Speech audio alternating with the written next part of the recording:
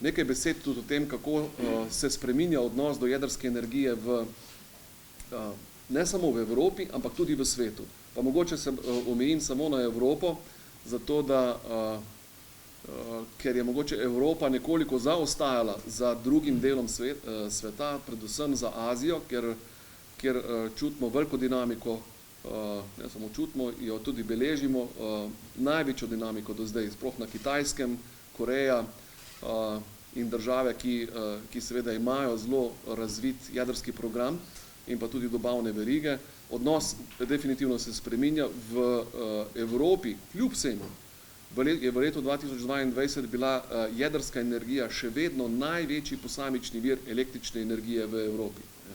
Pravi, ima že danes jedrska energija izjemno pomembno vlogo v evropskem elektroenergetskem sistemu. Tole so pa spodaj samo naštete ključne odločitve, ki so bile sprejete v preteklem letu. Francija načrtuje največji preskok, se pravi, načrtuje 6 novih enot z opcijo za dodatnih 8. V Veliki Britaniji so izdali soglasje za izgradnjo nove dvoenotne jedrske elektrarne na lokaciji Sizewell. Nemčija kot tista, ki je nekako vodila izhod iz jedrske energije zadnjih 20 let, je v času energetske krize podaljšala obratovanje zadnjih 3 jedrskih elektrarn.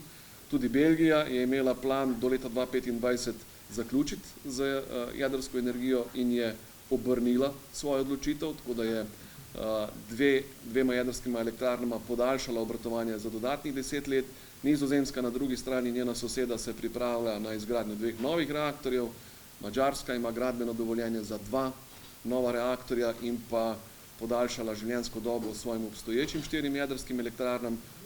Potem so pa še Švedska, Slovaška, Poljska, države, ki se pripravljajo na gradnjo več novih reaktorjev.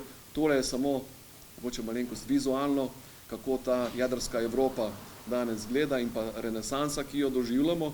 V Evropi že danes obratuje 180 jedrskih elektrarn, nezanemarljiva, oziroma skoraj polovica vseh jedrskih elektrarn na svetu obratuje v Evropi. Ne govorim o Evropski uniji, ampak v Evropi kot celoti, in jih imamo 15 v izgradnji. Tudi to ni mala številka, sploh če razumemo, da je dolgoročno obratovanje elektrarn v izvajanju, pomeni, da podaljšujemo ne samo v Sloveniji, ampak tudi v drugih državah, da podaljšujemo obratovanje obstoječih jedrskih elektrarn in da so tudi nove enote ponavadi večje, kot pa so tiste, ki so na samih lokacijah.